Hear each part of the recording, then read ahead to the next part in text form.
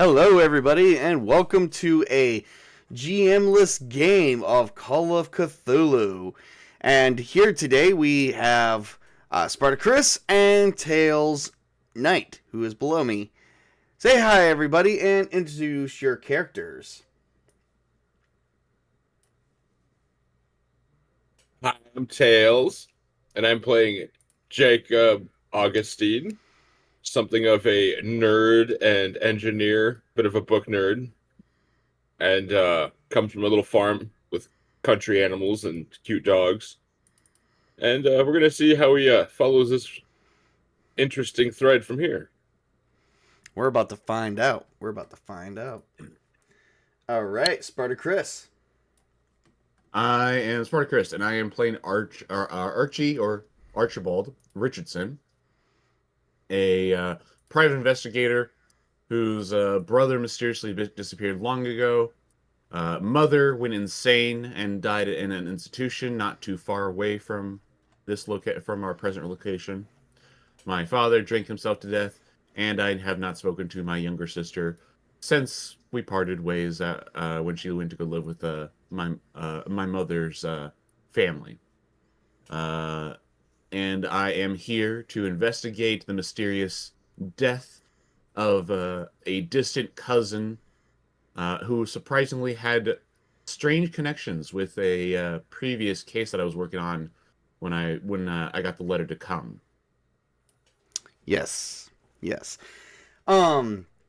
So, and I am playing Sean O'Laughlin. I was actually partner and co-worker of the recently deceased, which of Colvin Delacoy, and he has sent me the letter to investigate his death as he believes it is going to be a homicide, which is how he wrote his letter out. He said he will be killed, but he said that the authorities will chalk it up to a suicide, which exactly they have done that. I am here to investigate and hopefully bring justice to the person or people or persons involved.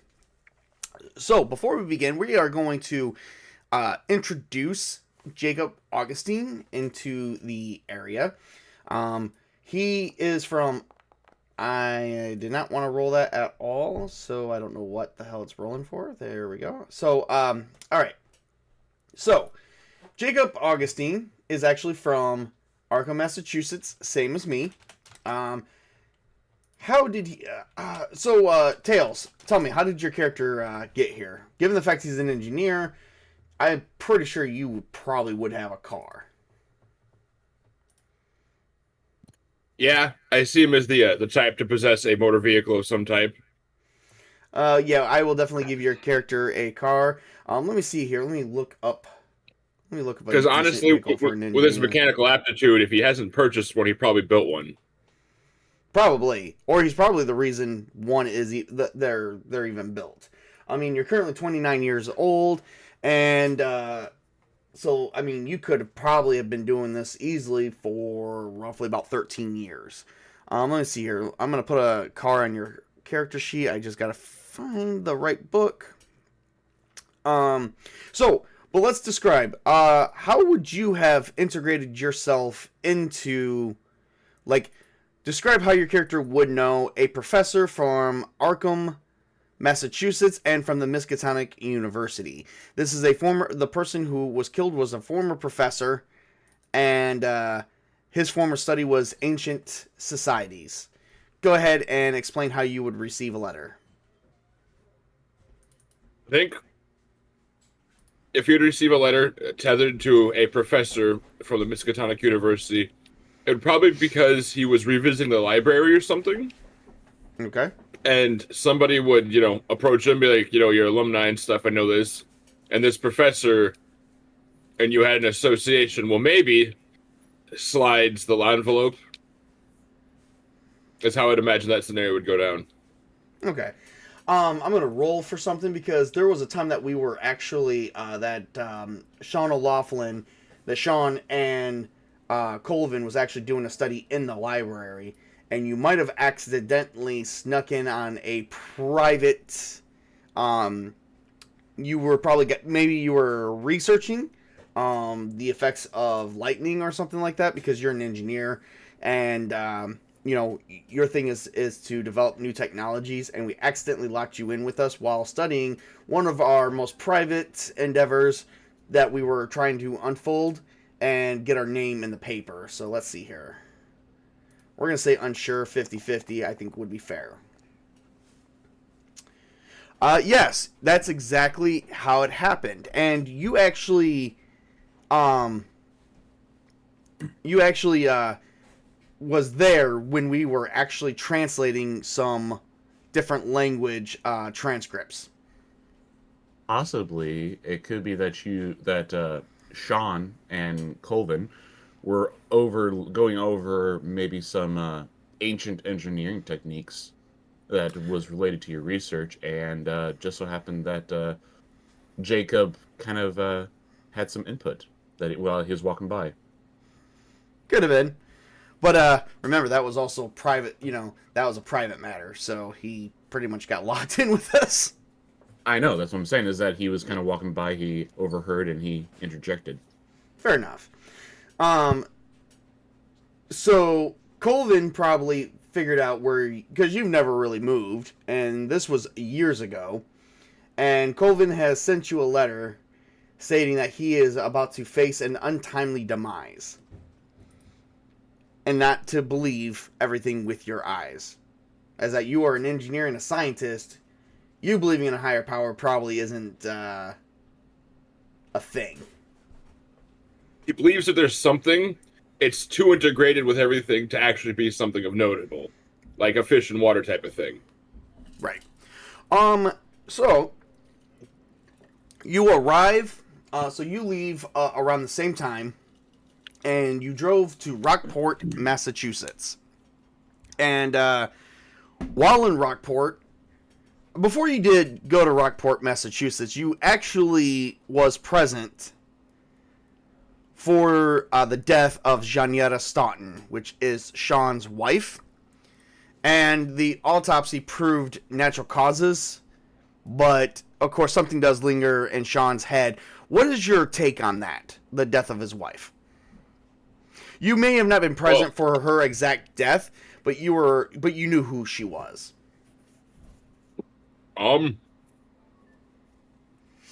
Well, at the time, I would probably feel bad, remorseful, or grief for a colleague and friend and associate.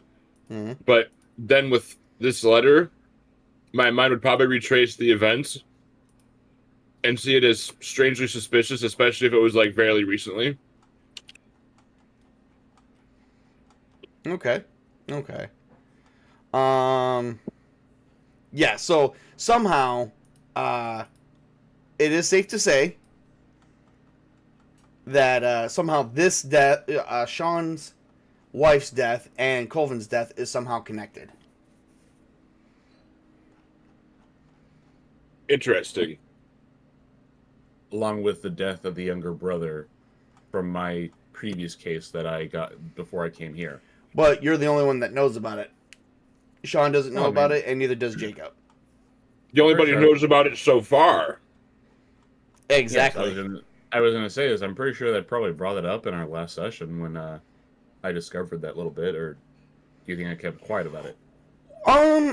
We haven't gone that far yet. I will let you go this far this session, but also we're talking about the death of a case that you're working on in New York City, which I imagine news got around in the 1920s, but still not like how it would get around today's time. I'm just saying. Well, I mean, depending on how. Just saying is like depending on it depends on if Sean would have heard the case or if it even left New York, because depending on how like infamous the case was, it probably wouldn't have gotten very far outside of New York. It would not. Not that far outside. Not yet. It's only been 24 hours. So I probably would have to. I would probably have to explain to Sean. Yeah, exactly. Meanwhile, Jacob is on his way in his automobile. I don't really have the exact automobile that you're driving at the moment, but you're on your way in your vehicle, and you come to a stop, and all of a sudden, somebody gets in the vehicle on your passenger side and says, "Don't move."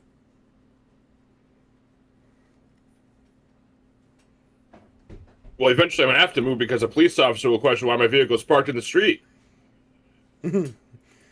He's like, continue to drive to your destination. Okay, do you need like groceries or a handout, or like, is your family struggling? Why are you doing this? Because I can help you get a job. I actually need your help with a couple things. Me and my colleagues here, and all of a sudden, like,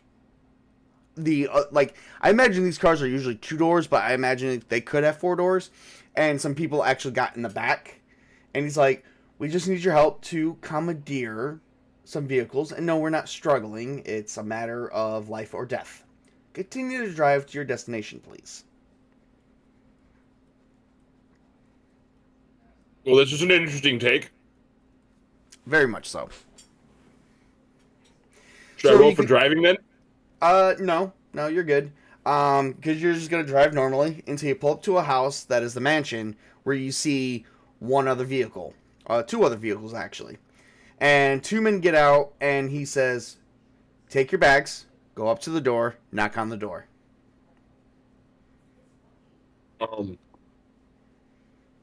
Okay. I could have done this without the ordering. It was part of my evening plan. Thank you very much. You're being robbed as we speak. I know, right?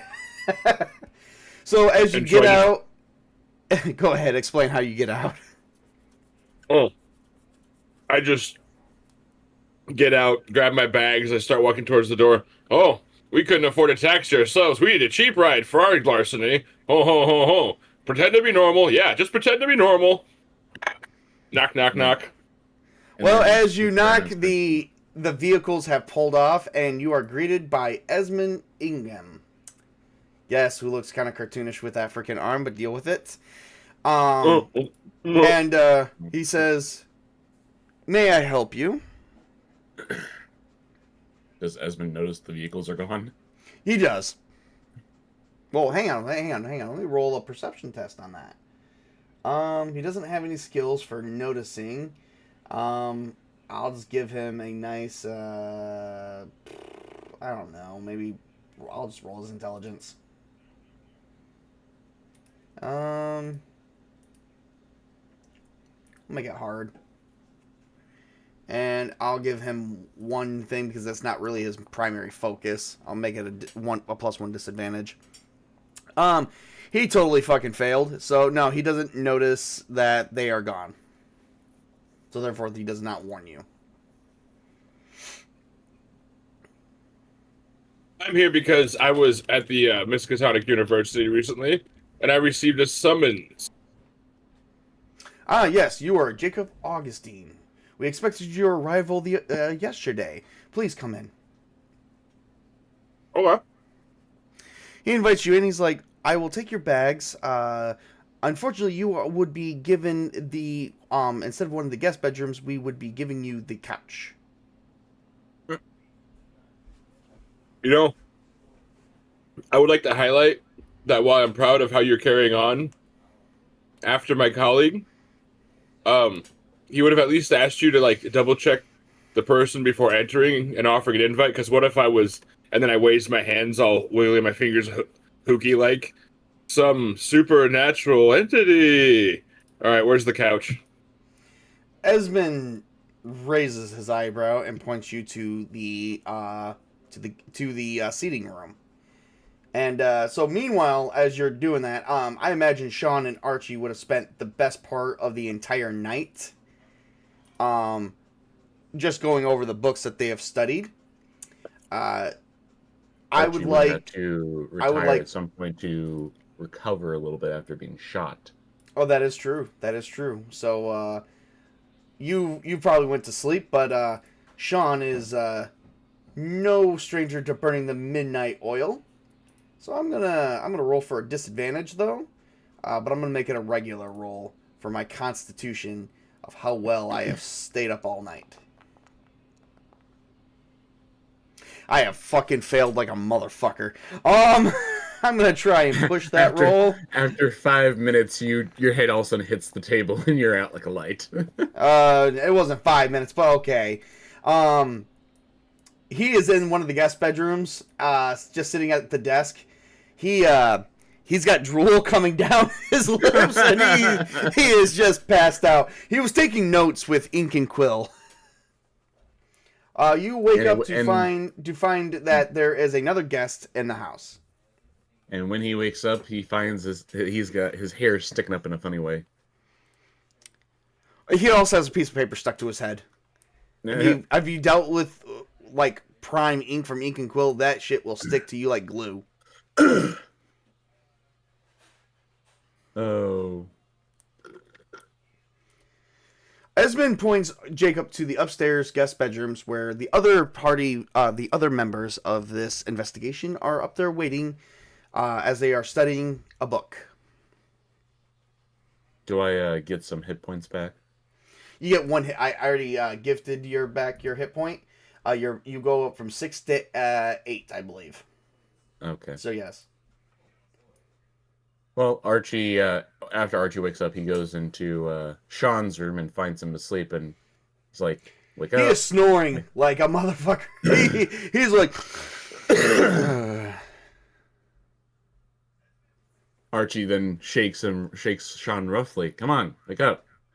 As he lifts his head, a piece of parchment is stuck to his entire face, and he's like, "Oh, I fell asleep." Yes. I think you probably have some words on your cheek for a few days. Possibly. I'm gonna roll for a sanity test. If I fail, I lose 1 sanity point, and it's just gonna be a regular. Oh, I passed. I didn't lose any sanity studying this book. Let's see here. Let's see. You're probably studying. I probably have both books right there, trying to just compare the two, since you did go to bed, and I was like, okay. So studying the English language. Let's see how well I've actually gotten far with this. Using my own language, using the translation. Oh, pretty good actually. He's like, well, I've been studying this book, and it looks like this book is a direct translation of this book from ancient Sumeria. Can I do an occult roll to kind of peek over the English translated version to kind of see if I understand what's going on?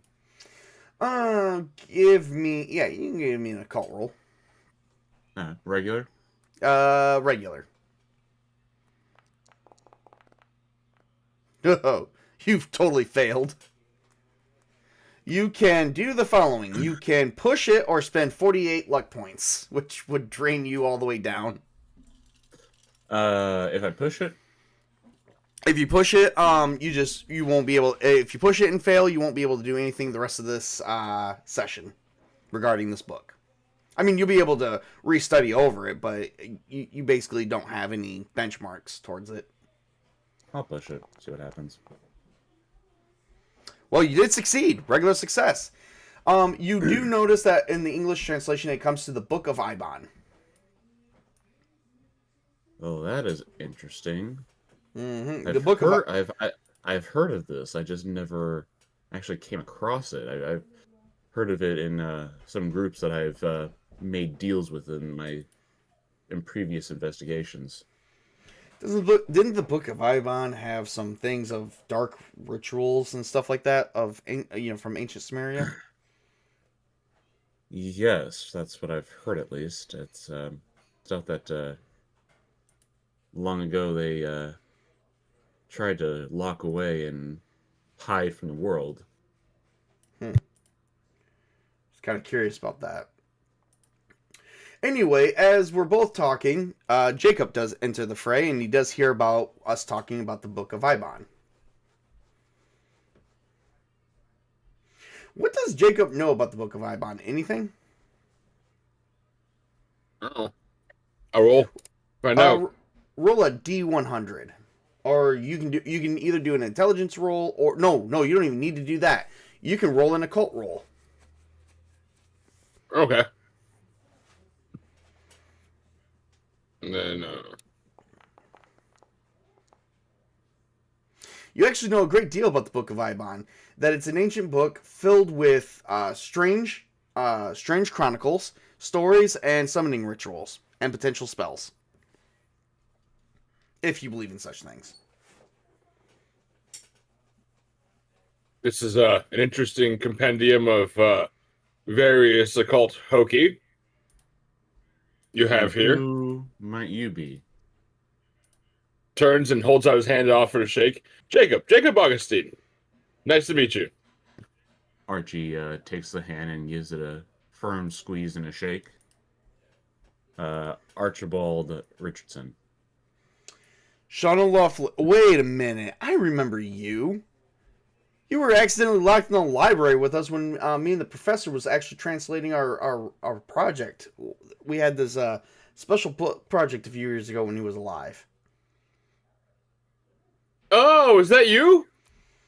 Yeah, Jacob, it's been a long time, my friend. How have you been?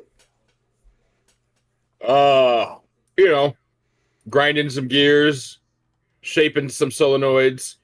Just a good old day in science. It's been a long And time. why And, is- I was gonna say, and so why are you exactly here? I could probably explain that. He actually, when we were making what's the translation? Anything about a ziggurat? I'm gonna roll a likely on that one because ziggurats were ancient structures, like pyramids and stuff that had like special traps in it. No, it wasn't that. Damn it, might have been like a pyramid then. We were actually studying and translating some stuff from an ancient structure, but the structure had traps in it. And he was a mechanical engineer expert on even some of the previous traps. Certain things like, interest this guy. I invited him out to dinner with my wife, Janietta, when she was alive. Again, why is he here, though? Colvin must have summoned him. I got an invite. Your guess is as good as mine. Do you mind if I see that invite? Do you just ask everyone to see their underwear? Just hand me the letter, please. Okay, since you said the magic word, hands him the letter. Can I compare the handwriting to see if it matches the handwriting from Sean and I's letter, or if it's a different hand? It matches. I hand the letter over to Sean. Same handwriting. Either someone wants us all here, or Colvin had someone write this for us here. Yeah, it's not his handwriting. I'll tell you that much. This is yes. I know Colvin's handwriting. It was different handwriting, but it speaks as is to him. But we figured he had somebody write it for him. He also had a butler and a cook here, and apparently Esmond said that there was a maid, but the maid has been was fired about a year ago. Quit or dismissed. Interesting, a mystery within a mystery. Which explains the layer of dust. And Archie just kind of runs his finger over a dresser top and comes away with and rubs the dust off his finger. So Yes. So we have a book that he was studying and translating. We have blood splatters. One in the kitchen. His blood is not, he was not in a blood pool. And the blood splatter of the butler was also not found, nor was there even drips of blood to his body, which was found on the front porch. Well, we also determined that the bodies were killed someplace else and then moved. Not all of them. Hold on. The cook remained in the kitchen in that blood one. And yes, the body of the butler was somehow moved, but without dripping any blood on the floor. Oh, I thought this is all starting to sound familiar. I think I read the same tabloid you're talking about. Is this one of those live experiences? I see what's going on here. Yes, interesting. Yeah, the body was moved post-mortem, apparently, if there was even such thing as a body. And he gets, like, slips into character instantly. Archie kind of just looks over at Sean and just has this look of, are you serious?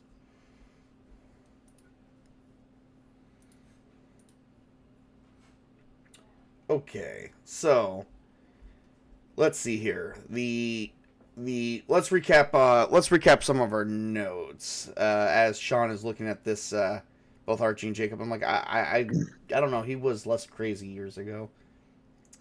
All right, so the butler was not found with any blood splatter and no open cause of death, according to the autopsy report. He was not found in a pool of his own blood. The cook, however, was. However, without any blood of the butler dripping or any reason to believe that he died on the front porch, it's possible that the blood was that he was moved away from a previous blood splatter and it was cleaned up. Colvin Delacoy was not found in any blood splatter at all. Reason to believe it was a suicide. The maid was let go about a year ago, or that she quit for some strange reason, and then the only survivor out of this entire mess is some guy named Esmond Ingham, who is still overseeing the estate of this house. Also, strangely enough, someone of this advanced, basically not advanced, of this high stature, also did not have a lawyer, nor a will that we can seem to pull from. What's the name of the chauffeur again? Jeez, my mind just went blank. Esmond. Esmond also apparently has some ties with the mob. Or at least some Italian guy named Victor. Archie kind of points to his arm, which is still bandaged up. Yes. He had a nice little run-in with someone after he picked me up yesterday. Yeah. Okay. So I'm going to write that down. Okay, potential ties there. So, and then he just sort of like leans in between you guys and goes, hang on. I'm starting to think you guys are actually committing to this. So you mean you weren't escorted here by a group of angry men? No, were you? Angry men? Well, I thought that was the moment I got into my car at the university, some men piled into my car and told me to drive here. So I just assumed it was like some sort of live experience and the professor was being dramatic or role-playing us or something. No, we're actually investigating his death. And Archie, and he just takes a moment, like grabs his seat and like sits in like shock and awe, like. Can Archie relay the appearance of the guy that held the gun up with see if fucking totally. All right. How did we describe the guy? Well, he had black hair, Caucasian, well-dressed suit, kind of with an Italian accent. It's kind of how we described him. And Jacob needs to roll information to Jacob. Jacob needs to roll an intelligence check to see if he puts 2 and 2 together. Okay. You just click on intelligence, INT, and it rolls for you. Regular's just fine. Oh, he recognizes it was the dude that robbed him and took his vehicle, as well as Esmond's vehicle and Sean's vehicle. Archie just kind of sighs and just kind of shakes his head. I am really beginning not to like that guy. Does Jacob mention that the vehicles were stolen? Yeah. Oh, well, you see. Okay, so after that happened, I just assumed it was like we were in some sort of experience like on radio because they took off with the cars, and I just assumed they were maybe parallel parkers, and that was how they're going to keep the atmosphere rolling. Wait, what? But now, they took off with the car? Now, I think I've actually been robbed. Archie goes up to the window and just peers out and says, "Yep, the cars are gone." Sean falls down the stairs. I'm not even going to roll for a dexterity check. He's just rolling down the stairs, and he peers out the front door, and he says, "Son of a bitch!" Archie goes looking for Esmond, and he relays the information to him. He's like, it would appear... well, let me see. Would Esmond keep his cool? I'm going to roll his power check.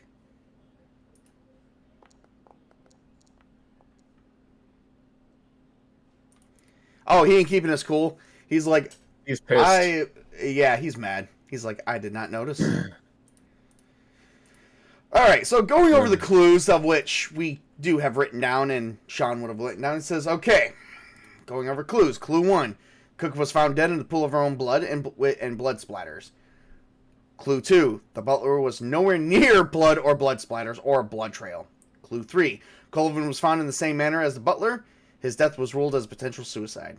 Clue 4, 2 tomes were found, one in original text, apparently ancient Sumeria, the other translated. Both say the Book of Ibon.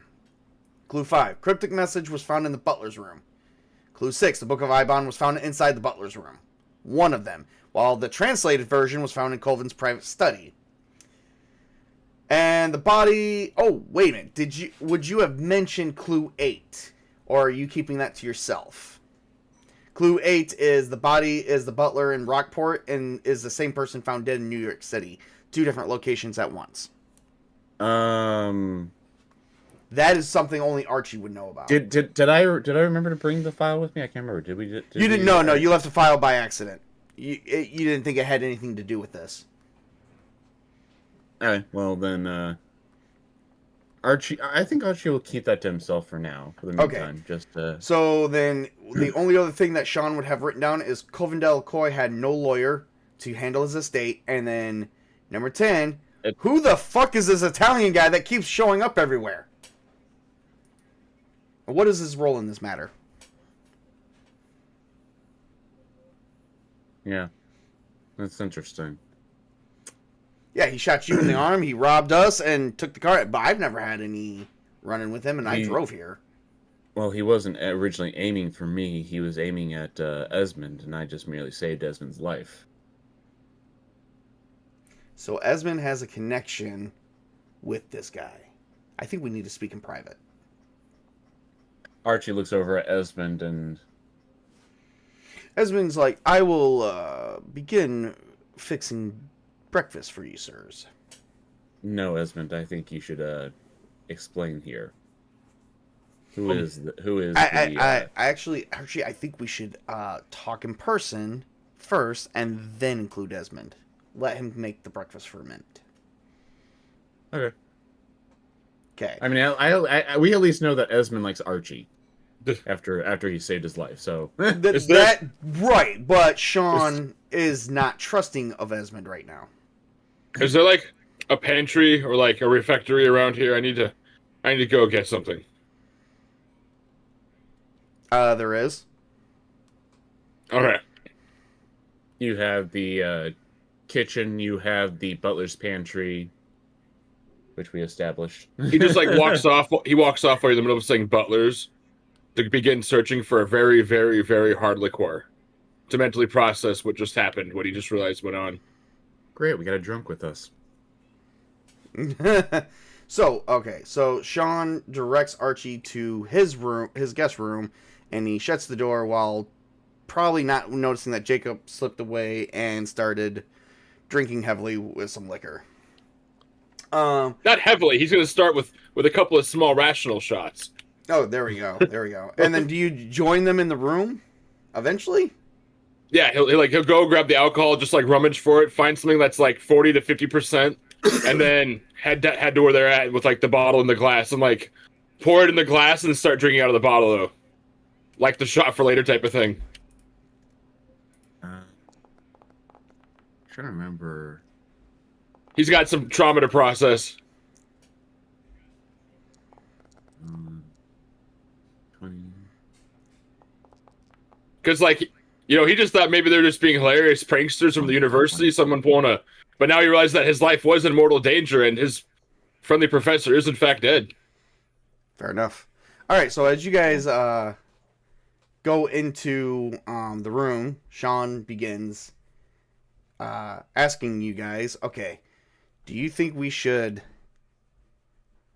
wait to reveal any information about this guy named Victor to Esmond or start questioning Esmond? I think we should wait, because how do we know that Esmond isn't the killer? Or the potential reason why there's a lot of death here? Do you have... By the way, do you have... he would have to find the alcohol because remember we're still in the middle of Prohibition. I have to add, do you guys have maybe like a code word or maybe like text within this association of Victor you could drop in kind of a conversation, or if someone was aware what you're talking about, they could pick up, but subtle hints to not draw a direct confrontation, but maybe draw the suspicion out, and he like chugs the bottle again. Because I'm just sometimes the best liars give themselves away. Well,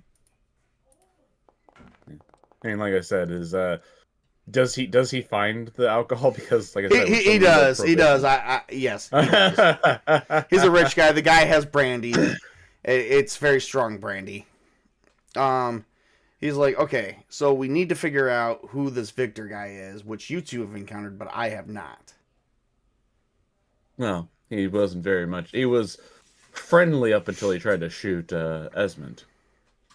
I wonder why he's after Esmond. We'll have to ask Esmond. We will, but I mean, how do we know that Esmond isn't the one who's killing everybody around here? I mean, okay, let's look at the facts. We have our dear friend, Professor Delcoy, who is currently dead, and he says it was a homicide while everyone else is ruling out to be a suicide. How do we know he's not directly involved? Did we rule out that Esmond was not the writer of the notes? We did. He did not write the notes. We had him. We cross-referenced his handwriting, and neither was the butler. The only handwriting we have not seen yet is the cook. We know it wasn't Colvin, the butler, or Esmond. We just couldn't rule out the cook. Could I begin writing a note in front of you guys to show you that it wasn't my handwriting? Obviously, he's drunk, but he shows you. The luck of it all is it ends up being the Italian guy. Highly likely. At this point, very likely. Either the Italian. It could either be the Italian guy or the maid, who's been away for a year. Actually, we might need to find a way to track down this Italian guy, because you might be right. Think about it. How did he know you two were going to be here? How did he know which vehicles to get into? How did he know that Esmond was driving you and that you were driving yourself? Maybe he's rich and he just stalked us? You ever stop to think that some people are just obsessive and mentally ill? Huh? They threatened me earlier, and my colleague is dead.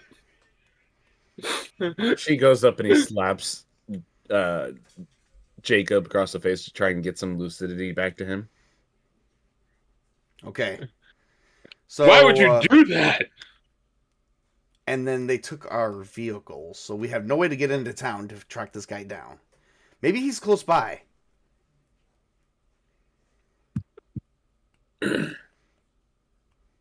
Maybe. Arch looks at Jacob and asks, anything you could possibly recall about them?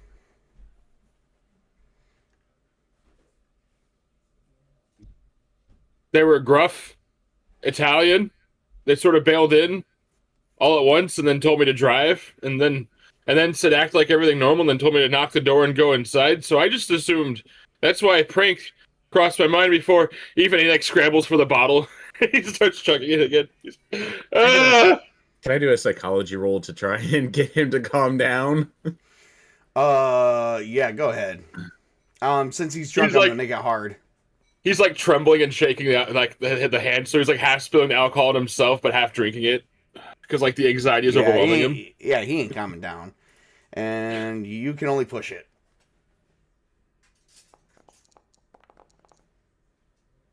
Okay, he's calming down. Oh, wait a minute. No. Oh no, hard difficulty. No, you still failed. Yeah, he ain't gonna. He does not have to be calm this entire scene, or just leave me alone.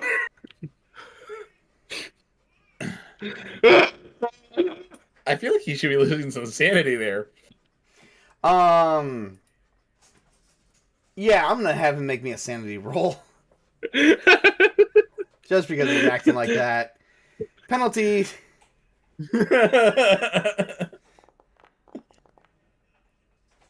64. Strangely enough, he succeeds by 1%. He's just having. All right, it's like, all right, man, calm down for a minute. We've really got to get back on track here. Okay. Okay. So we need to figure out. Is there a chalkboard in the room? There's Like no a board or chalkboard. anything? No. So okay, he just grabs a random thing of charcoal pencil and like a parchment and starts scribbling math equations and like scientific principles down. Well, I guess if it works, it works. Give me a mathematics roll. Okay. I'm gonna make it hard. Well, nah, just roll it. All right. History, mechanical, library. There it is. Science, mathematics. Yep. Damn, he got a 1%. Yeah, so he's totally doing that. And he immediately starts calming down. Gee. Dude, that's a critical motherfucker. That's a critical success. Does That he is accidentally awesome. solve something for you guys then? While he's just like having a drunken panic attack? Instead, you end up saying, "Oh, E does equal MC squared." Actually, the odds, what he scribes down, and I think this would make sense. Trust me, if you guys both agree with this, is the actual odds of Victor living in two different locations, you in New York City, him in Massachusetts, and Victor knowing that both of you where you were going to be at an exact moment in time. As well as Sean. Victor has not had any run-ins with Sean yet. That is true. Okay. Yeah. So after the odds being proven to be astronomical, this actually proves his scientific method proves one thing. Did he ever introduce him? Wait, did he ever introduce himself to Jacob as Victor? No, he did not. But he introduced himself as Victor to Archie. So we may be dealing with twins. Possibly. Oh, dandy. Can we do a rule just to see if that happens, if that is the case for future references? What, we're dealing with more than one person? Yeah. Dealing with twins. Twins, Exceptional, Basil. no. So one guy. No? One guy. It's the Okay. same guy, Victor. And Well, I mean, and given it my gets worse. character- There's my a character secret. dealt with him early in the. I mean, he did to just to say is like my character did deal with him early in the day, and Jacob did deal with him later at the evening. Yes. Well, no. Jacob earlier in the same morning. It's the next day in the morning. So it was all in the morning time. However, as a secret that Sean does not know, Victor does have a tie or a connection to the death of his wife, Jeanette Staunton. Oh, damn. Which Mythic did say it's an exceptional yes. But what the connection is, we don't know. It's So like Sean- dumping cow shit in a garden plot. It thickens. So Sean looks at you guys and goes, I don't think any of us are here by mistake. No, I don't think so either. We need to find a I way think into town. I think it's time that we speak with Esmond? let me talk to Esmond. He kind of seems to like me. All right. I think it would be safe that we don't just gang up on the guy, too. He does look kind of insanely strong. So... You see me bust out a flask from inside my vest pocket and start slamming that? I knock it out of your hands. Stop that. What? That's holy water. I'm trying to sober up. What? Is it... What are the Really, chances that Jacob is a runner? Nah, I he's keep just water in crazy. a flask on me because the professor always said, "Oh, you never know if you'll need holy water." So I did it sarcastically, and now I'm thirsty. Fair enough. What was the result? 68%. So he possibly could be a alcohol runner getting alcohol from Canada. Probably.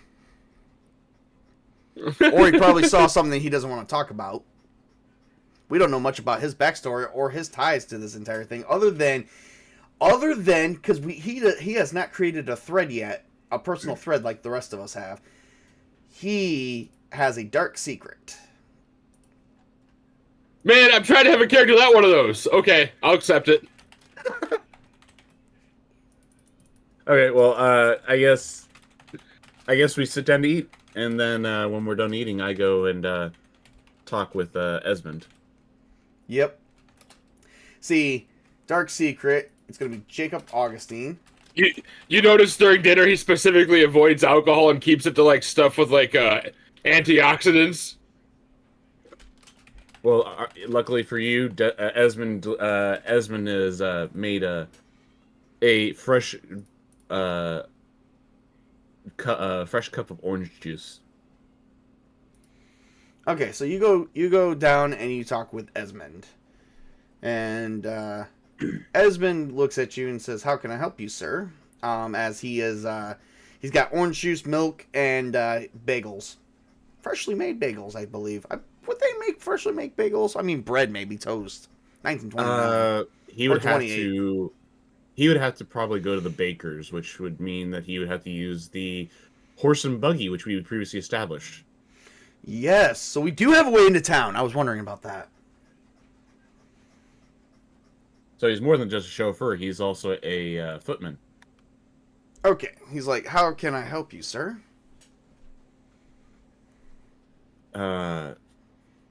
Yes, Esmond, what can you shed any light on what's going on, particularly on Victor, and why he wanted to kill you, and what he could possibly have to deal with the professor's death?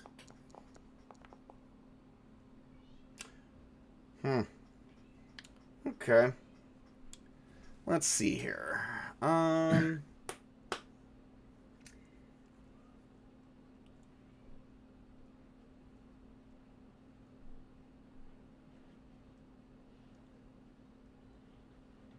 Hang on one second.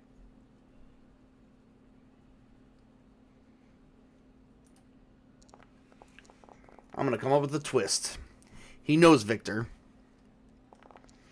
Oh, that's self-explanatory. Yep. Well, for starters, I used to run with him. I was found by the professor, Professor Colvin Delacoy. I used to be a kid working for... How old is he? He's like, yeah. I was doing some running, and I was doing repair work on some buildings when he offered me a job. So, which essentially would make Victor older. Is Victor older than, or does he look? Ooh, that's a good question. Babyface.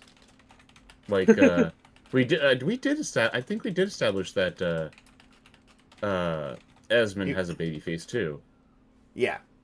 Well, only with the mustache.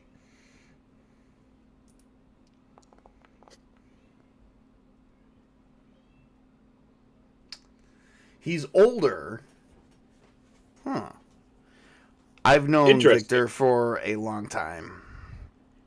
And I can say it seems like he doesn't age. So you were a street rat taken in by his gang, huh? I was doing some repairs on buildings, and they offered me a job for easy money. I was the muscle. And then I was found by Professor Delacoy, and he took me in as, well, a caretaker. He said he was working on a project. A special project, and would need armed muscle. I know this would be a horrible thing to ask, but what are the what are the chances of Esmond and the professor being lovers? Really, Chris? Really? You might as well ask what this door tastes like. I fucking hate you, Chris, but very likely. Oh, dear God.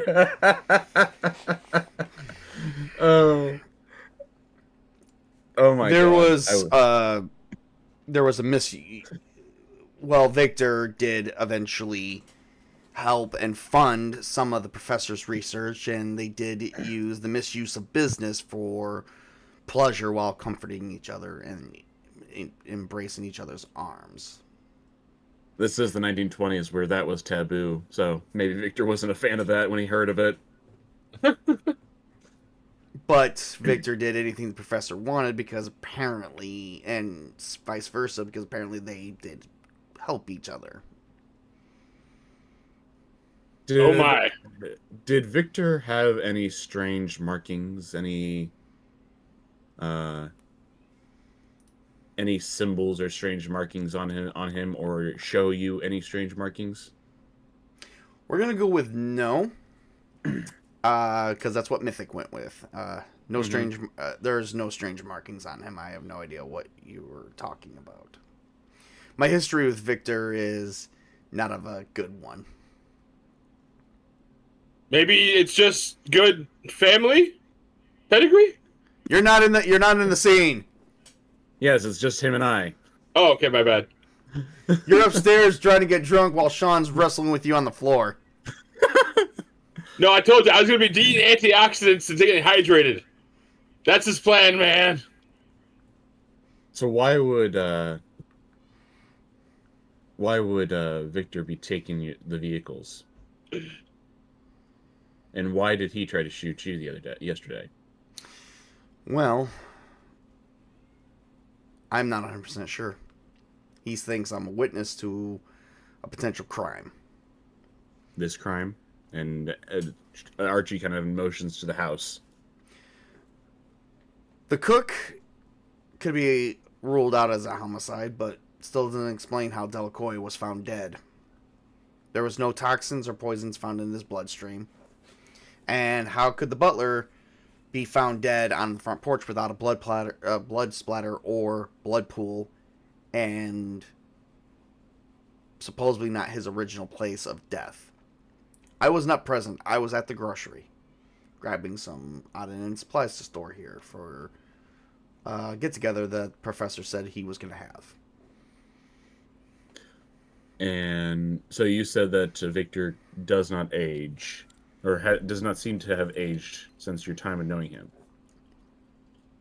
He still has the same face. His hair is still black as ever, so no. And how long did you know him again?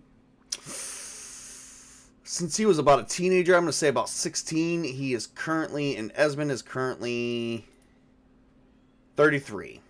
So he's known, and Victor is older than him. So about 17 years.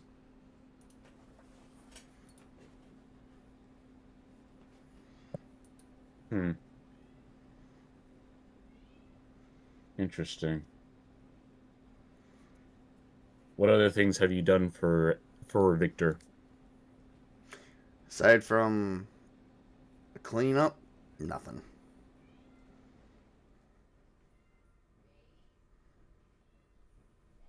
Anything that he's done that you can't explain? Let's roll for an event focus, shall we? Remote event. Ooh. He's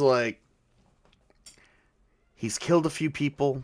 I went in. I cleaned up the bodies. Anything that's similar to how people have died here? No.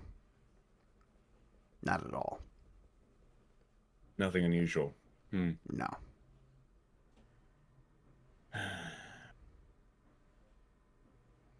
Well, I don't know what Esmond. I don't know what you're thinking you're gonna find with him.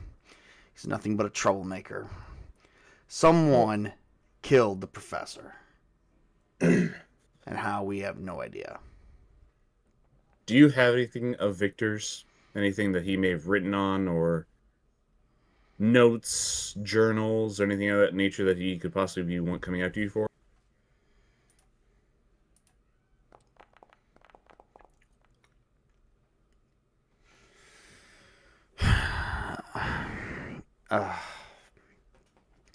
I have one thing. Can I see it? And he opens up a folder and a file, and on the name is Victor is tied to this death of this person, and we don't know how. What are the chances that it's the person from New York? Not at all, actually. It's Janyata. And you have Who? two character profile. Janyata Staunton is the name.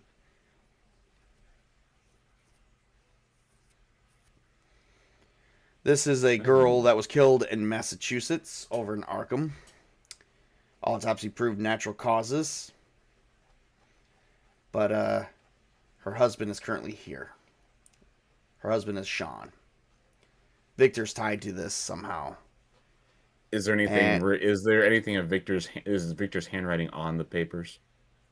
That's a good question. Did he make a note? Any notes in there? No. Darn. Because I was going to try and see if I try to match the handwriting. It looks like you may have to track down Victor for that. But he's also dangerous. Okay, he's also a dangerous so man. Can I? Well, then can I show? Let me show. I want to show Esmond the letter that I got and says, "Is this Victor's handwriting?"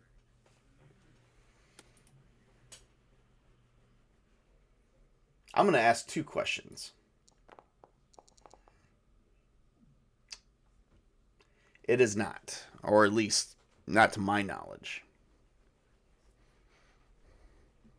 Victor never really wrote anything down.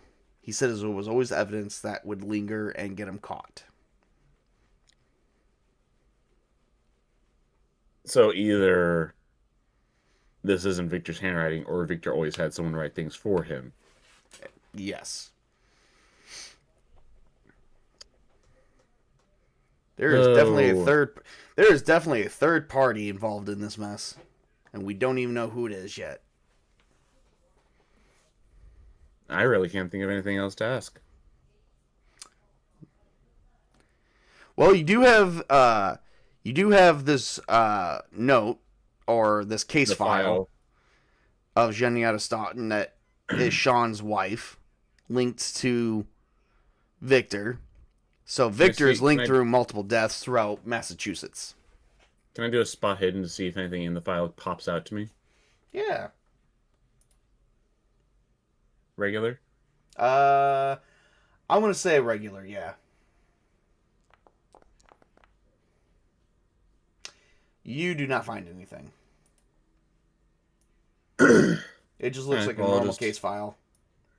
Read it over and then close it and hand it back to Esmond and says, if you want to gain Sean's trust, you need to show this to him.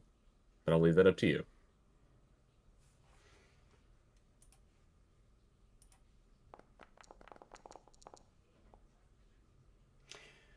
I will turn it into him. I knew his wife's death is involved in this death as well. Would that mean that possibly Esmond may have some ties into her death as well? Possibly. It's possible he cleaned it up.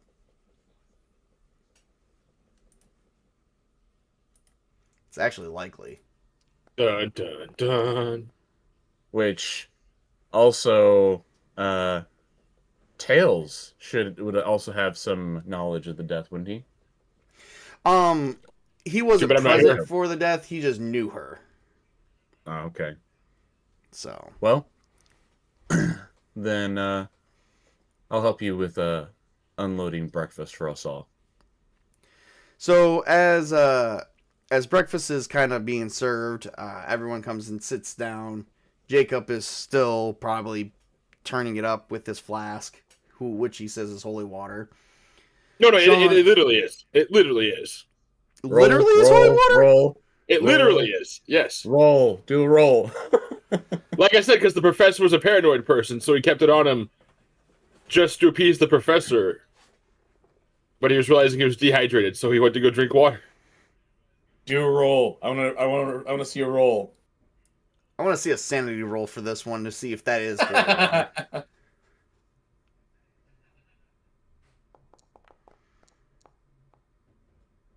Damn. Yeah, he got that one. Oh, geez. It literally is water. He is paranoid. Holy But water. I am going to give him the paranoid. I am definitely going to give him the paranoid. I'm going to give him he's paranoid about something. I'm going to give him a effect on that later on for next session. What did Jacob witness that made him so paranoid? Well, and it's something to do with freaking. It had something to do with Jean-Yves' at death. all. As far as you know, there you have a dark secret, sir, that you're even trying to forget.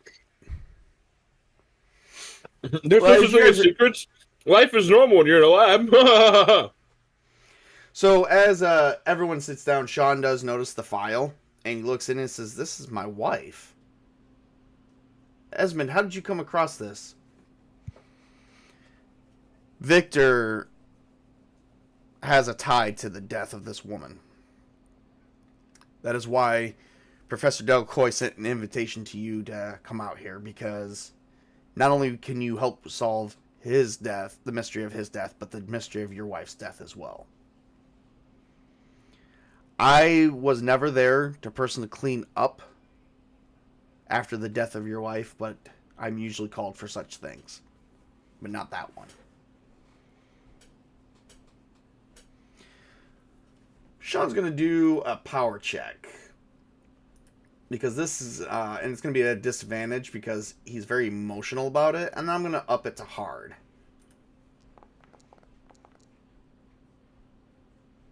Yeah, he's like, I fucking knew that my wife's death was not natural causes.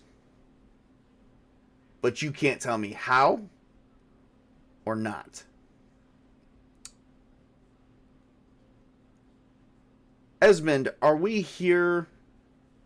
Do you have anything to do with... I mean, Archie, you were talking with him. Does he have anything to do with any of the deaths around here? Well, like, I'm sorry, but we cannot trust him. Archie kind of looks over at Esmond, and he's going to decide to keep the lover angle under his hat, because that's something that's intimate for him and for Esmond and for the professor alone. So he's going to keep that a secret, but he's going to say, from what he's explained to me, and I believe him, he doesn't have much connection to it all. He used to work for Victor for a number of years before Colvin took him in. All right. So we are going to roll first scene adjust to keep after, as we're eating, that a new character will be added. The maid, bring her in.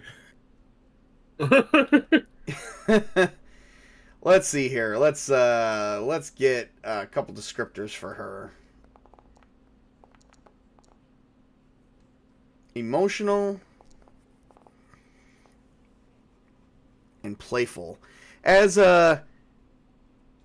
everyone is cleaning up and Esmond goes, Sean begins going up to the room when when a knock is at the door.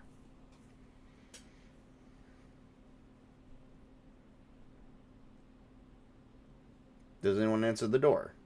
I think well, Esmond would. Does anyone hear the door besides Esmond? I don't have a notice roll, so I don't really care. I'm pretty much gonna. Sean's gonna head back upstairs and continue studying the book. It wouldn't be spot hidden. It would be a listen roll. Yep. Which you don't have either. Yeah. And neither am I present in this scene, right? I mean, yeah, I don't have that either, though.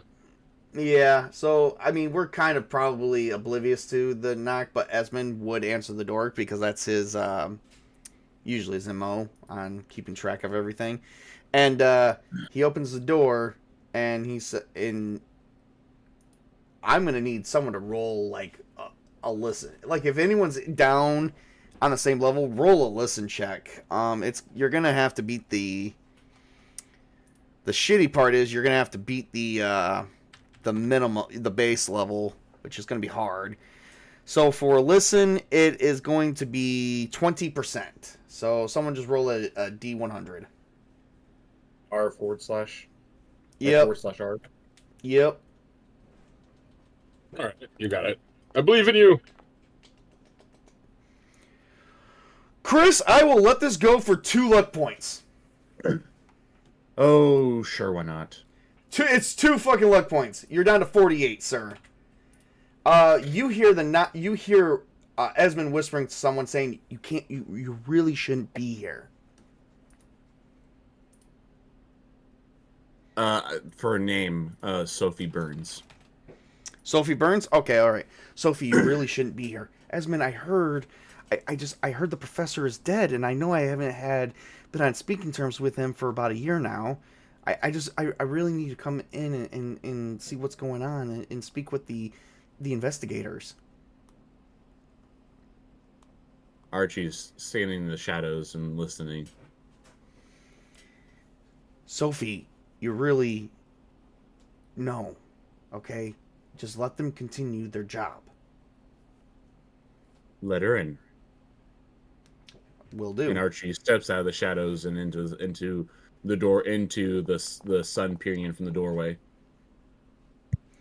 She is of common appearance of the 1920s, but she seems a bit abnormal in some ways. Something about her seems off. And she's like, you must be one of the investigators. My name is Sophie Burns. Nice to meet you. And she giggles a little bit. She's like, ooh.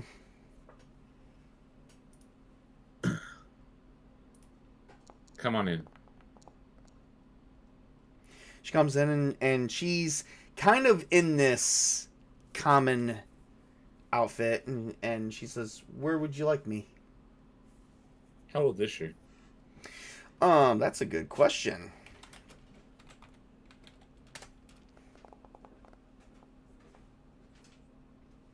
Well, that's not going to be right. We're going to add 16 to that, so... She's about 31. Alright.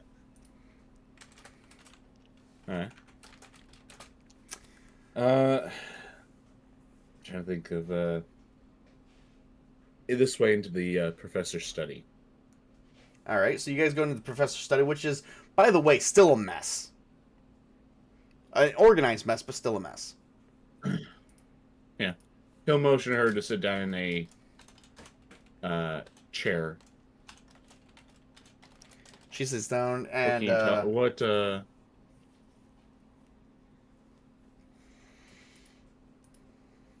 you tell me? What was her name? Sophie. And he oh no, I was saying, what is her name? What is your name? Oh, okay. Oh, sorry. I could not tell that you're... Yeah, okay. She's like, my name is Sophie Burns. I was the maid here a year ago.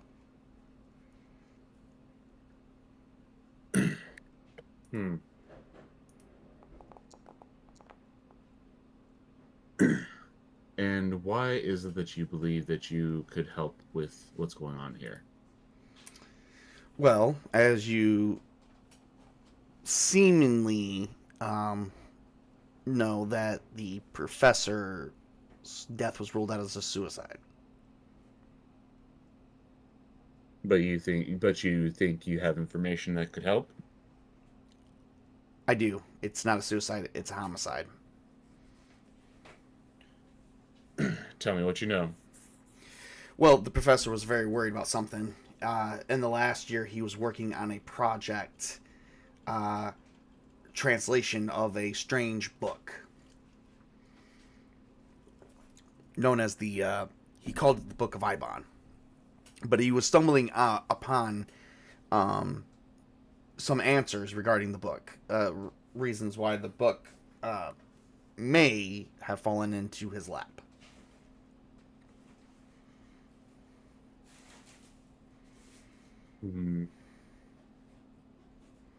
Say it again. I said he has stumbled upon some answers why the book may have fallen into his lap. And what would that be? Well, I don't know. He never told me. Again, I've not been in his life for at least a year.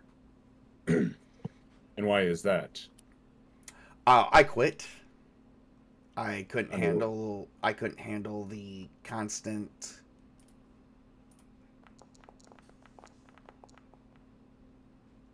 couldn't handle the constant threats he was getting from another person. Archie looks over at Esmond and to get see what his demeanor is.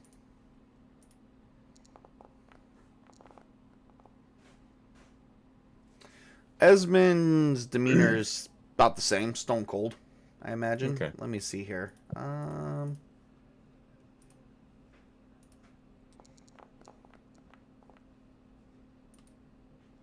Kind of shocked. He's kind of stone cold, but kind of shocked look that she has such information. What can you tell me about Jeanette Staunton? Jeanette Staunton? Staunton. Yes. Let's see. Does she have any information on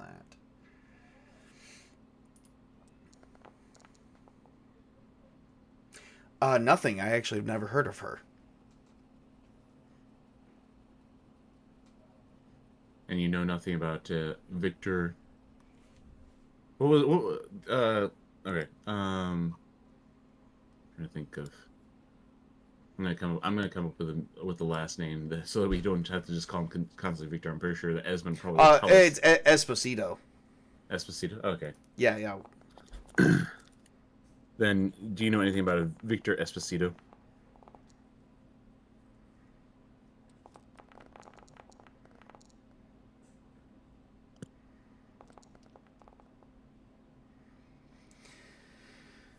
Victor Esposito is not a very good man. How do you know him? I've seen him in this house a few times.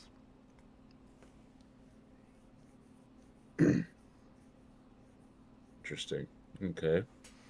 And I've agreed to not mention much of that, or else my life will be in danger. He has a way of controlling things. Well, I mean, you've already kind of crossed that line when you came here. Possibly.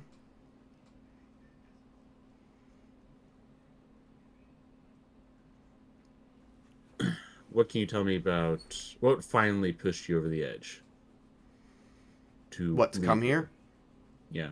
Well, to leave here and also to come back and seek help. She pulls out a letter. And she says, "This is why."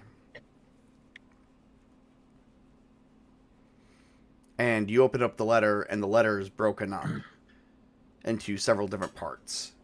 It's got 3 parts. One part says, "My dear friend." Another part says, "I've gotten your information from... I have a connection with a friend." And then another part says... it's kind of hard to make out, but it says something about, you're one of the few people that I can trust. And you notice that they are letters, that they are the same statements addressed in each of the 3 different letters with the exact same handwriting. As the ones that do they match the handwriting that we've been getting? Yes. Who sent you these letters? I wrote them a year ago. You wrote them? Yes. They were invitations for you guys to come out for his homicide. The professor knew he was going to die a year ago. On this, about 2 days ago, a year ago. It's hard to explain. Then you better start explaining. That's all I know. He knew he was going to die a year ago. He had me write the letters, and that was that. I thought he sent them out a year ago. After I left here, because I couldn't handle the fact that he could have died and I could have been part of them, I left. Did not know that a year later it was going to be an issue. You did know that the cook and the butler is dead, correct? Yes. Everyone who remained in this house died. Except for Esmond. She looks at Esmond and says, "Clearly."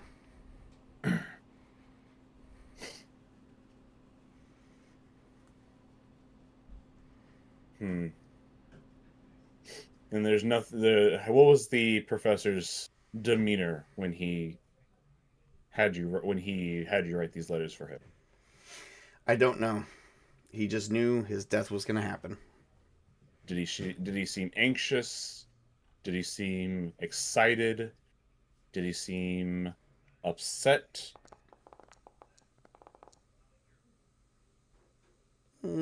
All the above, maybe. If you're looking for answers to his death, the answers are going to be with whatever book he was translating. Thank you, Sophie. Think you gave us a direction to go into. I think you can be dismissed now. And she leaves.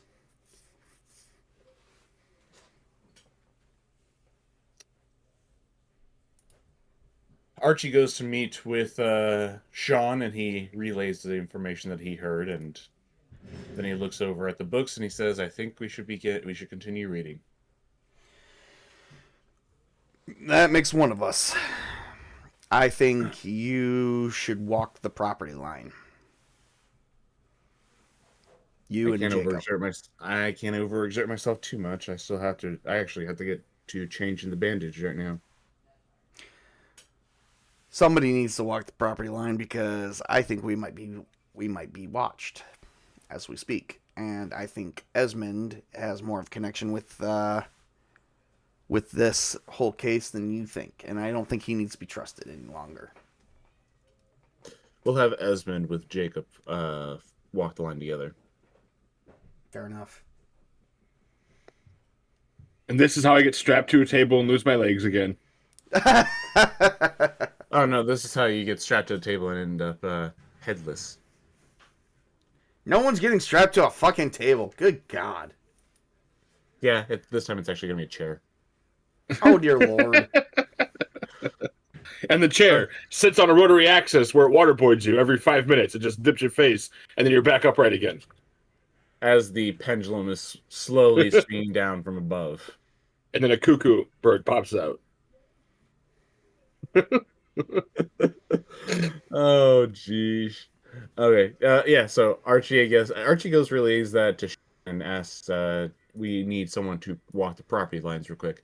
Go and get Esmond and go walk around, but keep a close eye on Esmond.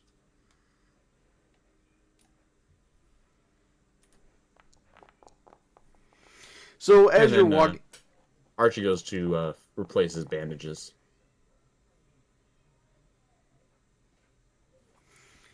So as you walk the property line, give me a spot hidden check, and you're gonna have to roll it under the base, which is 25%. Just /R 1D100.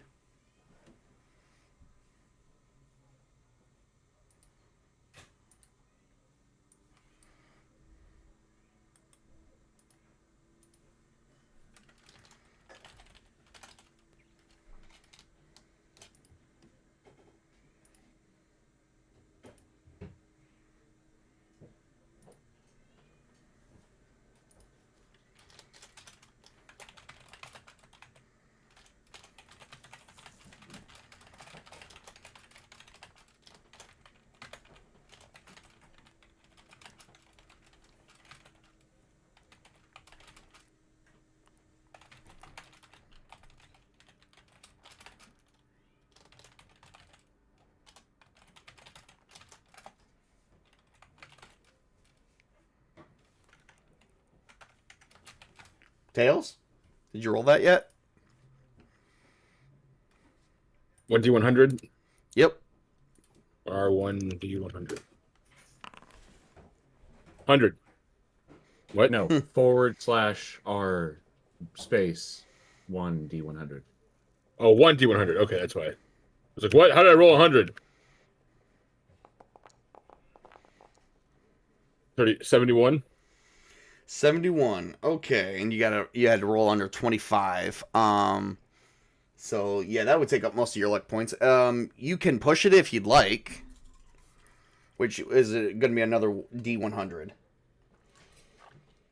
Okay, sure. I'll push it real good. If you fail, you trip over a tree root.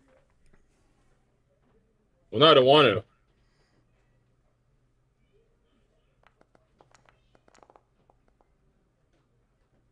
It got worse. Yeah. So you failed. Damn it, Sparta! Can you trip over the tree root? It's worse than that. He gets knocked out.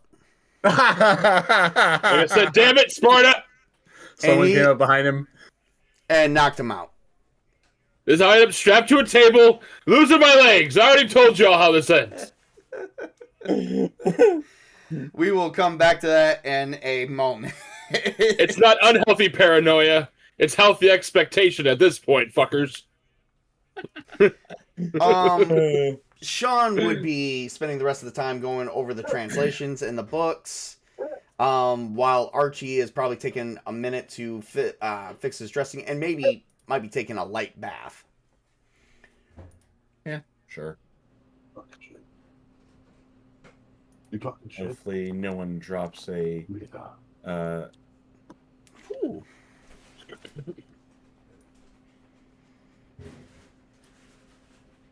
Ooh. I actually have identified something nice. Chris, you're gonna have to roll first aid, sir. Roll what? A hard first aid. Obviously.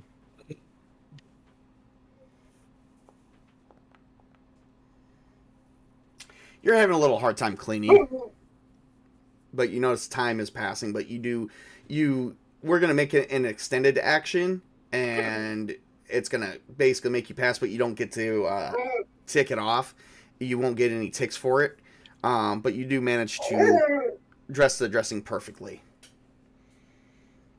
It's a little hard to do the dressing when I'm with one arm. About a few hours later, you finally manage to make it, and Sean, you hear Sean goes, "Eureka!" After getting dressed and drying off after everything, Archie goes into the room and says, "What's that?" I think I've identified some clues about the Book of Ibon.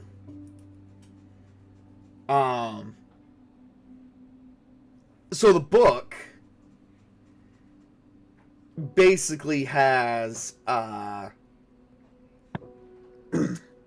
it's very hard to surmise, but there is definitely stories in this book, summoning rituals. It's possibly that the professor stumbled upon something ancient and old.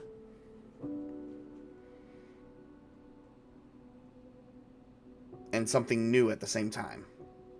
It's very difficult. Something new, something borrowed, something blue. No, nothing like that.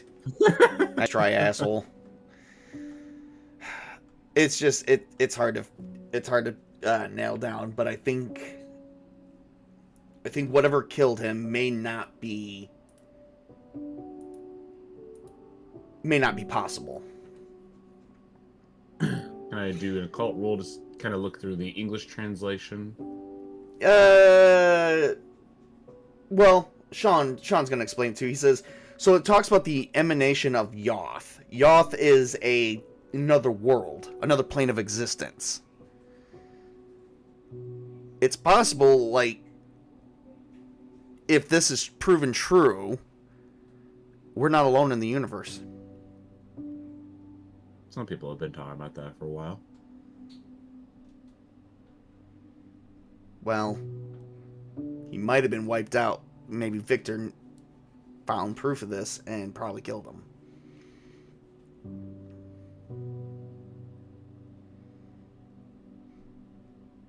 Sean's like, where's Jacob at anyway? He should be with Esmond walking the property line. Yeah, but they've been gone for a couple hours now. That bastard knocked me out. I knew it. Esmond has disappeared. The house is empty. And the sun is going down. Archie, I think we might have a problem. I agree. We're alone in this house.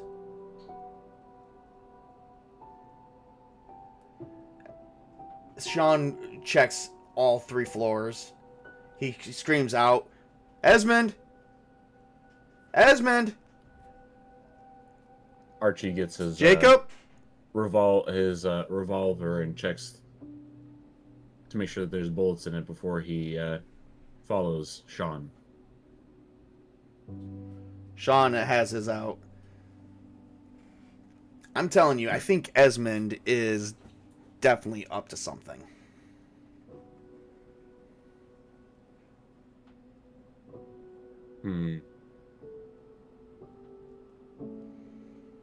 Something's not right here.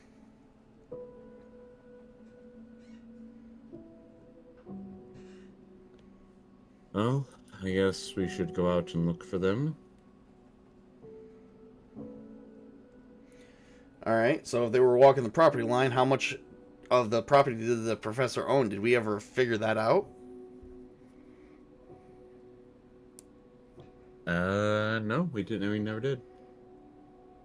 Well, there's a barn out back because there's a horse and buggy, so I guess we can check the barn. Always good to start there.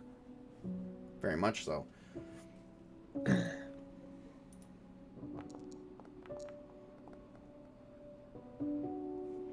So we go out to the barn, and there's nothing but flies in it, and the smell of a really bad odor comes from it. Is the horse dead? The horses have been dead for a while. So how did Sean get it? How did Esmond get into town and get the food?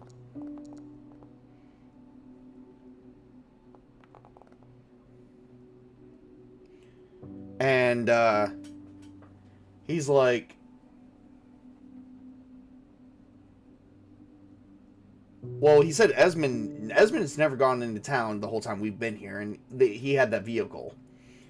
And you look at the horses' bodies, and the horses were decapitated, and their heads were strung up in a festive manner.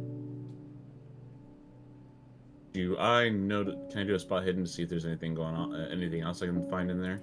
Absolutely. Regular? Regular spot hidden. Nothing. I'm gonna push. All right.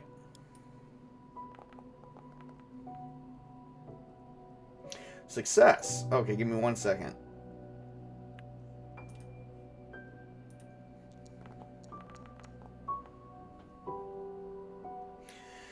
You can't tell how long the horse has been dead, but they've been dead longer than 24 hours.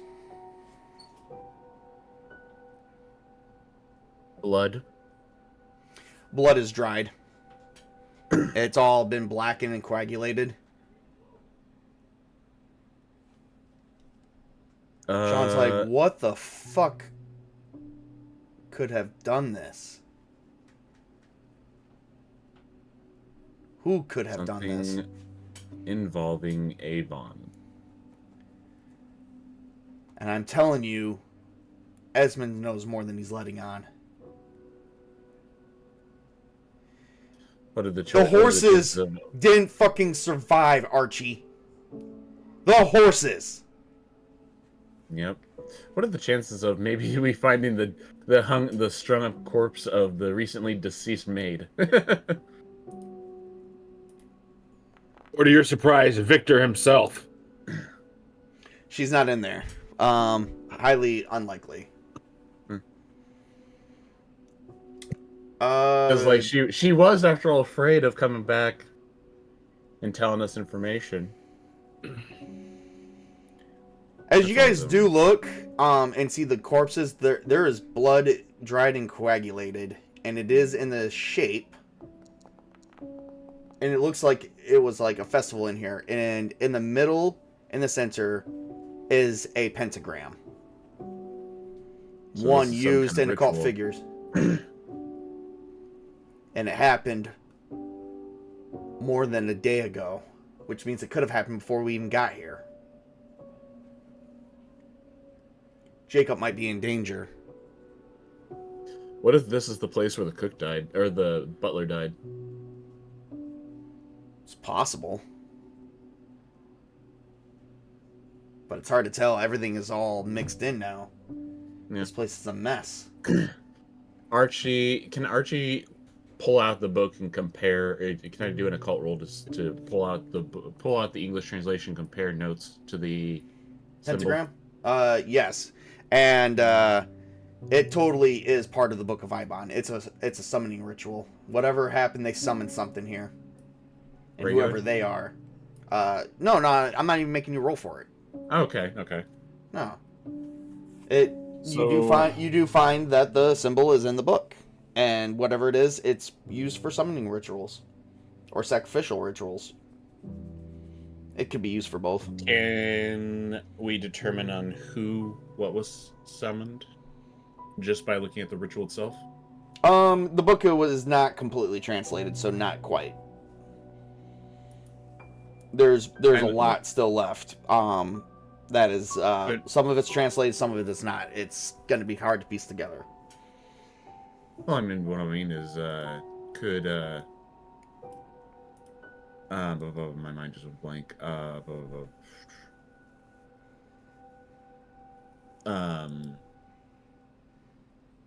Sean translate this section that we need. I mean, he could. He just got past the first parts, which talked about the emanation of Yoth. He said this could also be used as a gateway. Sean's like, this could be used for many things. This is like basically the start of it. What was the professor doing here? Something that he shouldn't have. Or he was onto something he probably shouldn't have been. Could I flip through the book through a couple pages of the book and see if anything, maybe a letter or note that could help alleviate some. Go ahead. So spot hidden, Yep.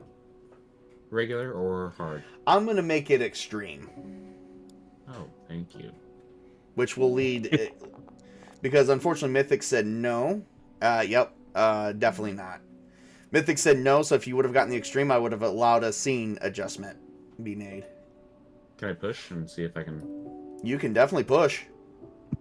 Break on through to the other side.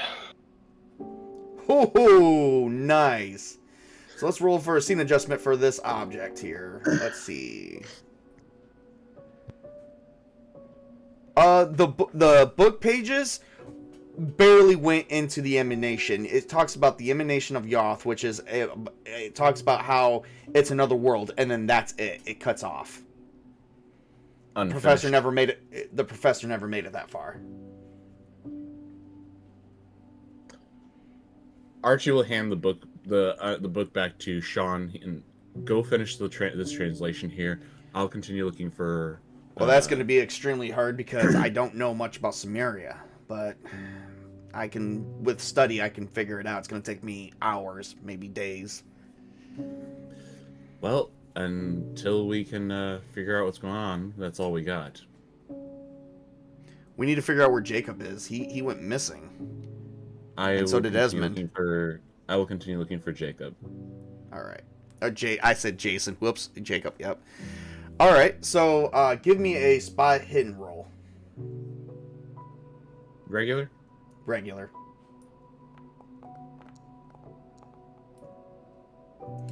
You notice that there are tracks, and there's indentations in the sand where a body was.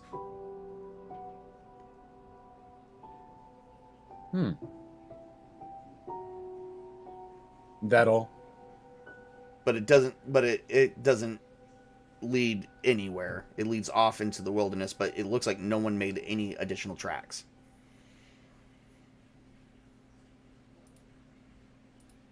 well, I guess.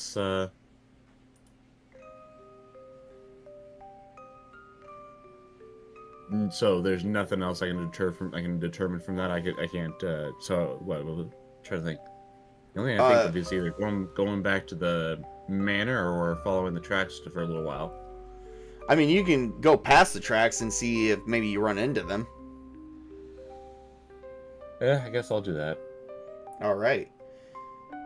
Meanwhile, Jacob wakes and finds himself in a dark room with Victor, and he goes, "I told you you should not be investigating this, Mr. Augustine." Oh, man. My head. Last time someone was in the backseat of my car. I was going to a manor for my profess. Where am I?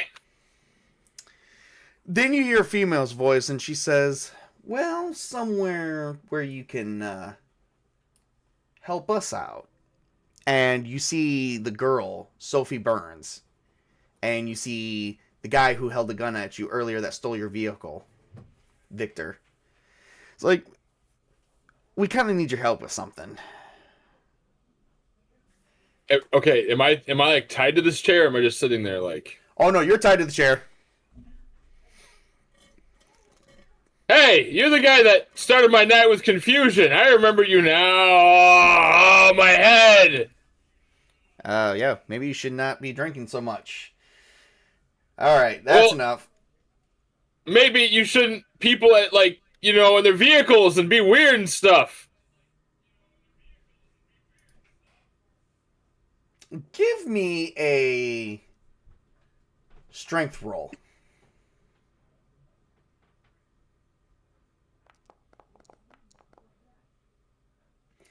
You have a failure, so give me 1 second.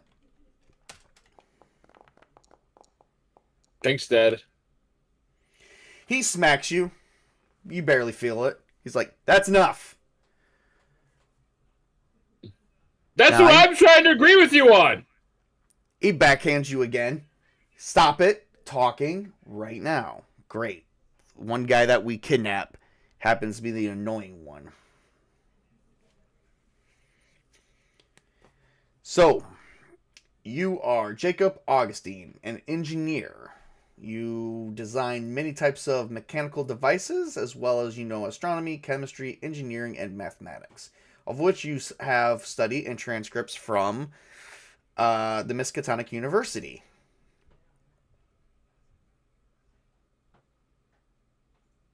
Is this correct?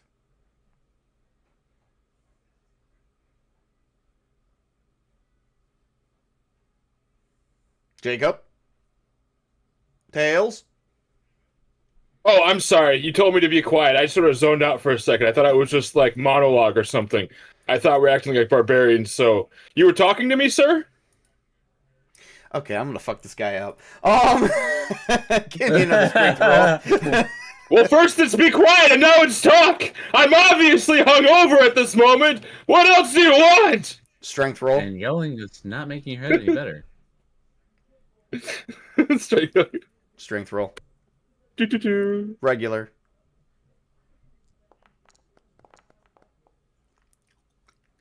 Oh, yeah, that's a failure.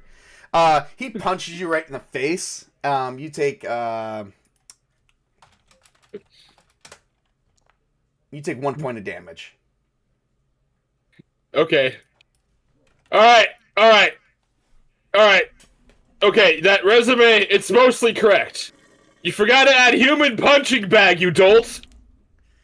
Okay, he's gonna strike you again. Give me a strength roll.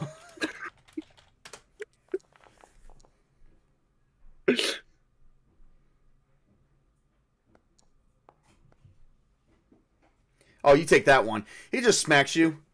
He's like, "Enough! I can't handle this yelling." Sophie Well, then please whisper, sir. Sophie looks at him and says, "The others would have probably been more useful, but this one is useless. He hasn't been translating anything. Not finishing the Book of Ibon, but Sean is. So It's is literally that. what I'm trying to tell you, and you're beating me. He. Hit him again. I know, right? All right, give me a strength roll. We're enacting a torture scene, everybody. Please do not cancel me on YouTube.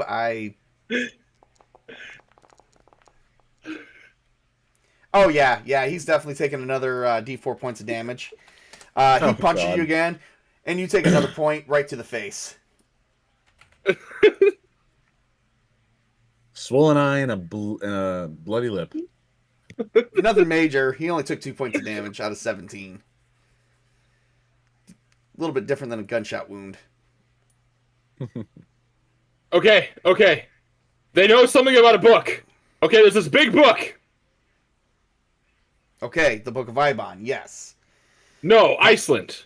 I think it's a tourist guide, the Book of Iceland. Oh, dear Lord in hell. I think they talk about Iceland. I'm not sure because I can't really hear them. I've been kind of drunk.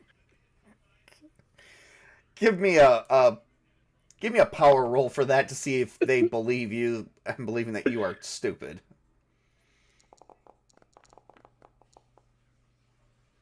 Yeah, he's fucking with us. Give me another strength roll.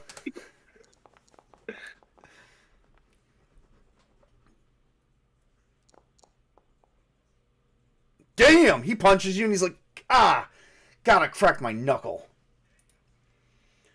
You want to add that to the resume too, or like, are we gonna like at least have a toast table before you kill me?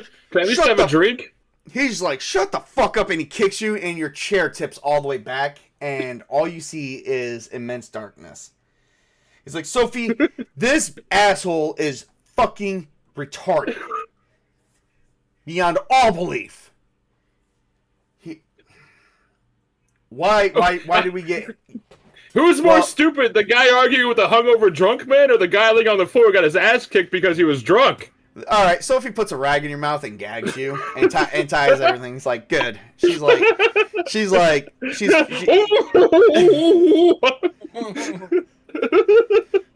well, he is the most useless person there. He wasn't really doing much but getting drunk. I don't even know what the professor saw in him.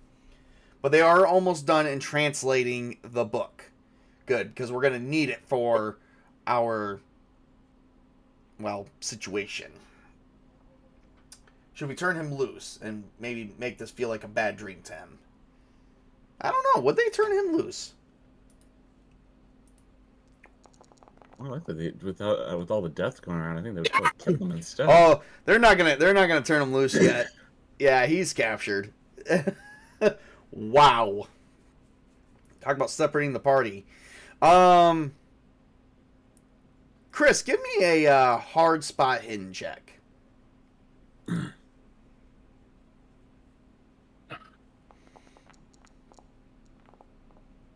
Ooh. You managed to go through a cornfield and you tripped and you fell over something. What is it that I tripped on and fell on? An unconscious Esmond. Would I trip over him, or would I just come across him since I succeeded?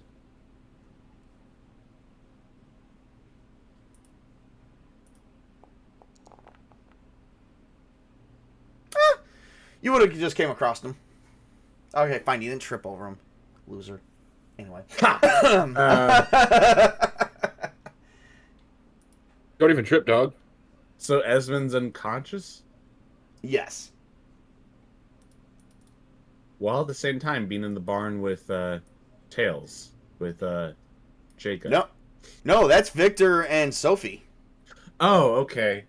Yeah. Whoops, my bad. Okay, so Archie will try to... Can I do first aid to try and revive him? Sure. Regular? Regular.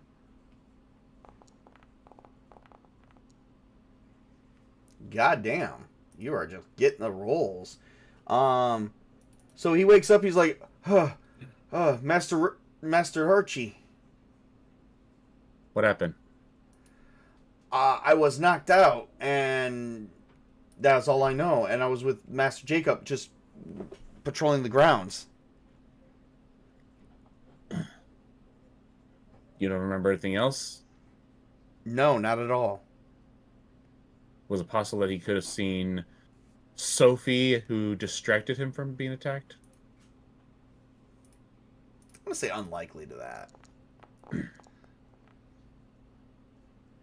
I did see Sophie, but I saw her leaving the grounds. But not with anybody.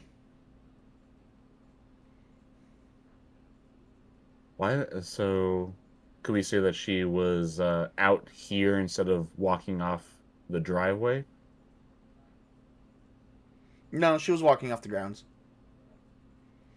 I know that. I'm just saying, instead of walking out off the grounds to the driveway, she instead was out here, which would be suspicious. No, I saw her walking off the driveway. Okay. And I think that would be a perfect place to stop. Aw. Perfect place to stop and do some improvement points, and definitely going to add some stuff to the investigator's journal, some notes, and going to figure out some other things for the next session, which we will probably play next Saturday. Maybe next. Well, no, wait a minute. Yeah, next Saturday will be the last time I can play a session. Possibly next Saturday. I'll keep you guys posted on that. I'm not gonna commit to it because I got to get ready for some medical stuff that's actually coming up here in the next few days.